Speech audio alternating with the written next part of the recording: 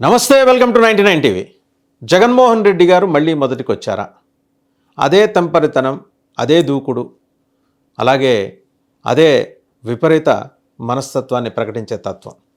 ఎందుకు ఆయనలో ఈ చేంజెస్? ఉన్నట్టుండి ఒక సునామీలాగా, ఒక తుఫాన్లాగా వచ్చేసి గబగబా నలుగురిని దులిపేసి వెళ్ళిపోతున్నారు. అది ఇన్ఫ్యాక్ట్ ఆయనకేమైనా లాభం చేకూరుస్తుందా, లేకపోతే రాబోయే రోజుల్లో పార్టీకి దీర్ఘకాలంలో నష్టం చేకూరుస్తుందా? ఆయన వెళ్ళారు పరామర్శించడానికి. వల్లభనేని వంశీ విజయవాడ సబ్ జైల్లో ఉంటే మంచిదే.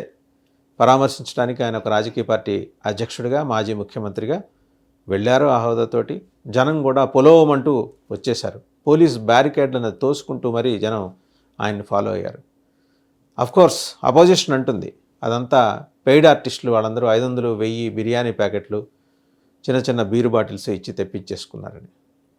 100 మందికి ఇస్తారు, 200 మందికి ఇస్తారు, 1000 మందికి ఇస్తారు.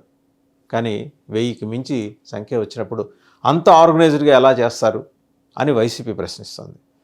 అండ్ ఇంకోటి, తామేమి రూలింగ్లో లేవు అలాంటి వ్యవస్థలు ఏర్పాటు చేసుకొని జనాల్ని తోలుకు రావడానికి. జగన్మోహన్ రెడ్డి గారికి స్వచ్ఛందంగా వచ్చిన అభిమానులే అని. ఉండొచ్చు, కొందరు స్వచ్ఛందంగా వచ్చి ఉండొచ్చు, లేదా అపోజిషన్ ఆరోపిస్తున్నట్టు కొందరు పెయిడ్ ఆర్టిస్టులు కూడా వచ్చి ఉండొచ్చు. ఏదేమైతేనే విజయవాడలో 144 సెక్షన్ ఉంటే ఆయన సృష్టించిన గలభా అంతా ఇంత కాదు.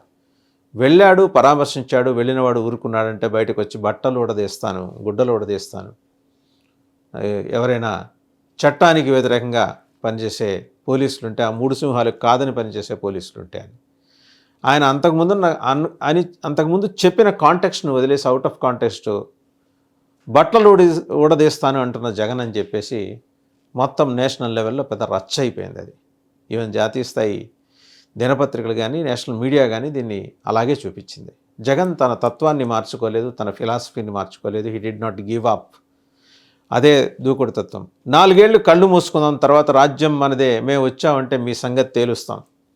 ఇది ఇన్ఫ్యాక్ట్ ఆయనకు ఆ దూకుడు తత్వం అనేది ఏంటంటే కెరీర్ బిగినింగ్ నుంచే ఉంది. ఇవాళ హఠాత్తుగా పుట్టుకొచ్చింది కాదు. ముఖ్యమంత్రి పీఠం కోల్పోయిన తర్వాత కొన్నాళ్ళు స్తబ్దుగా ఉండొచ్చుగాక, కానీ యాక్టివ్గా తన క్యాడర్స్ని కలెక్టివ్గా ముందుకు తీసుకెళ్ళటం కోసం అని చెప్పేసి ఒక్కోసారి ఇలాంటి ఆవేశపూరిత ప్రసంగాలు ఆయన చేస్తున్నారేమో, దీని వెనక వ్యూహకర్తలు ఎవరన్నా ఉన్నారేమో అని. ఇన్ఫ్యాక్ట్ వ్యూహకర్తలు కూడా ఉన్నారు. కొత్త స్ట్రాటజిస్ట్ వచ్చాడు. ఆయన జగన్మోహన్ రెడ్డిని చేరటానికి 3 ఏళ్ళు పట్టింది. తన దగ్గర ఉన్న స్ట్రాటజీస్ ఇవన్నీ తీసుకెళ్ళి ఆయనకి ఎక్స్ప్లెయిన్ చేయడానికి. ఎక్కని గుమ్మం దిగని గుమ్మం లేదు వైసీపీలో ఉన్న లీడర్స్. ఎట్టకేలకు జగన్మోహన్ రెడ్డి గారి ఆయనకి అపాయింట్మెంట్ లభించింది. తర్వాత ఇమీడియట్గా ఆయన he was appointed as strategist for Jaganmohan Reddy గారు. రైట్.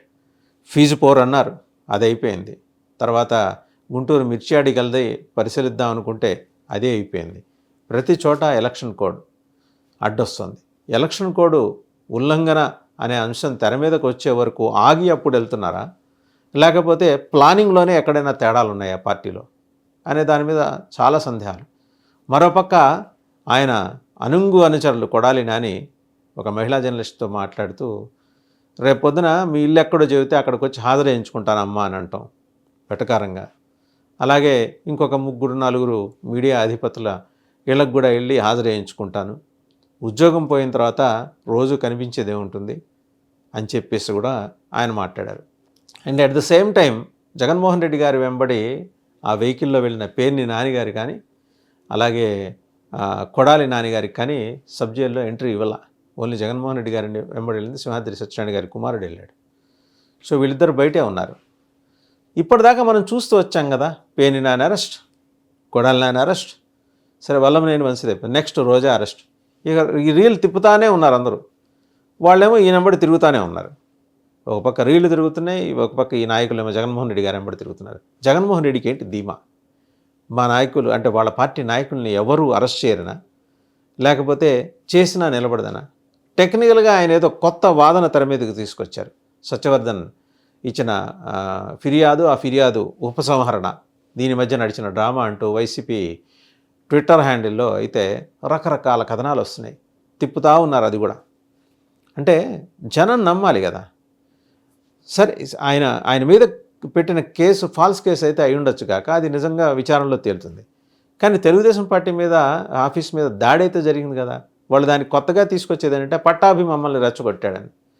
టీడీపీ మరి నేషనల్ స్పోక్స్ పర్సన్ ఆయన పట్టాభి వాళ్ళని రెచ్చగొట్టడం వల్ల వల్లభనేని వంశీ అలాంటి మాటలు అనాల్సి వచ్చిందట, లేకపోతే దాడి చేయాల్సి వచ్చిందట. ఇవన్నీ జగన్మోహన్ రెడ్డి జస్టిఫై చేసుకుంటూ వెళ్ళటం వల్ల వచ్చే నష్టాలు ఏంటంటే పార్టీ క్యాడర్స్కి పూర్తి స్థాయిలో కాన్ఫిడెన్స్ కోరట్ల ఇంకా ఆయన మీద. ఏంటి ఈయన ఇదే తంపరతనంతో వెళ్తే రేపు పొద్దున పార్టీ అధికారంలోకి వస్తుందా, ఆయన నమ్మకం ఏంటి? టీడీపీ ఫెయిల్యూర్స్ మీదే, టీడీపీ లేదా కూటమి ఫెయిల్యూర్స్ మీదే బ్యాంక్ అయ్యి ఖచ్చితంగా వచ్చే ఎన్నికల్లో అది జమిలీ అయితే అవ్వచ్చు, లేకపోతే సాధారణ ఎన్నికలు అయితే అవ్వచ్చు, రెగ్యులర్గా జరిగే 5 ఏళ్ల తర్వాత జరిగింది, తాము గెలుస్తాం, వైసీపీ మళ్ళీ అధికారంలోకి వస్తుంది, నేను చెప్తున్నా వైసీపీ మళ్ళీ అధికారంలోకి వస్తుంది అని చెప్పి వాళ్ళ కార్యకర్తల్లో ఉత్తేజం నింపడానికి ఆయన చెప్తున్నారా, లేదా నిజంగా అలాంటి పరిస్థితి ఉందని భావిస్తున్నారా, అలాంటి పరిస్థితి ఏర్పడే అవకాశాలు ఉన్నాయని అనుకుంటున్నారా? వేటి మీద జగన్మోహన్ రెడ్డికి క్లారిటీ లేదని ఆయనకు అత్యంత సన్నిహితులు చెప్తున్నారు. ఏదైనా ఏంటంటే ఆయన మళ్ళీ మొదటికి వచ్చారా అనే ప్రశ్నకు సమాధానం అంటే వచ్చారు, అదే తరహాలో వెళ్తున్నారు. ఎందుకంటే అది ఆయన యూఎస్పీ, యూనిక్ సెల్లింగ్ పాయింట్ అదే. సో అలా ఉంటే కానీ జగన్మోహన్ రెడ్డిని జనం గుర్తించట్లా. జగన్మోహన్ రెడ్డి సైలెంట్గా ఉండి తన నివాసంలో కూర్చుంటే జనం పట్టించుకోరు, జనం అలిగారు. ఇన్ఫ్యాక్ట్ ఆయన బయటకు వచ్చి జనంతో మమేకమయ్యే జగన్మోహన్ రెడ్డిని చూడటం బాగా అలవాటు పడిన జనం ఆయన సప్త సముద్రాల అవతల వాళ్ళని వెళ్ళి ఇసిరేస్తానంటున్నాడు. ముందర 7 గేట్లు దాటుకొని మిమ్మల్ని చేరాలి, మిమ్మల్ని చేరుకోవాలంటే ఈ లోపల మీకన్నా సులభంగా ఏడుకొండలవాడి దర్శనం అక్కడికి వెళ్ళి కాలినడకని వెళ్ళేవాడికి కూడా సులభంగా దొరుకుతుందనే ఒక ఇంప్రెషన్ ఉంది. జగన్మోహన్ రెడ్డి చుట్టూ ఉన్న కోటరీ ఏ రోజుకు ఆ రోజు బలపడుతోంది. ఆయన కోటరీని ఎక్కడా ఛేదించలేదు, ఎవరూ ఛేదించలేరు. కారణం ఏంటంటే వాళ్ళని దూరం పెడుతున్నారని చెప్పేసి కొన్ని సెక్షన్స్ ఆఫ్ మీడియా ఏమి రాస్తున్నా ఆ కోటరీ అట్లానే ఉంది. As long as that coterie is there ఆయన జనానికి చేరువు కారు, ఇది ఫ్యాక్ట్.